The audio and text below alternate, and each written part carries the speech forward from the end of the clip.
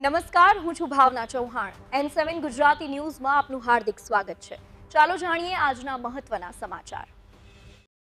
ડભોઈ અને કરજણ રેલવે પ્રશાસન અને સ્થાનિક નેતાઓ દ્વારા જે ટ્રેનનું મોટા ઉપાડે લીલી ઝંડી આપી લોકાર્પણ કરવામાં આવ્યું હતું, તે ડભોઈ કરજણ ટ્રેન માત્ર 24 કલાકમાં જ પાટા પરથી ઉતરી ગઈ હોય તેમ બંધ થઈ ગઈ છે. ઉદ્ઘાટન સમયે ફોટા પડાવવા માટે પડાપડી કરતા નેતાઓ હવે ગાયબ જણાતા મુસાફરોમાં નેતાઓ ગયા ક્યાં તેવો વેધક સવાલ ઉઠી રહ્યો છે. શું છે સમગ્ર મામલો?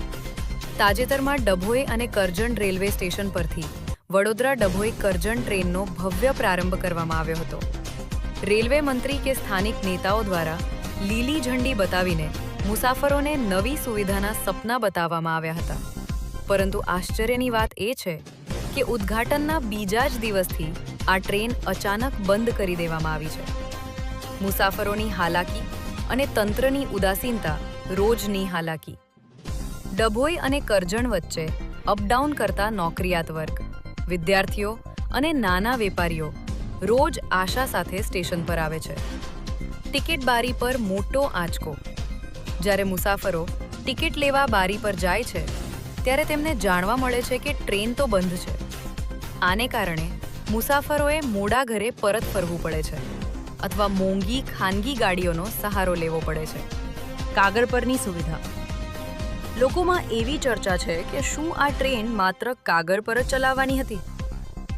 જો માત્ર એક જ દિવસ ચલાવવી હતી તો આટલા મોટા આયોજન અને ઉદ્ઘાટનનો શું અર્થ? જનતાના વેધક સવાલો.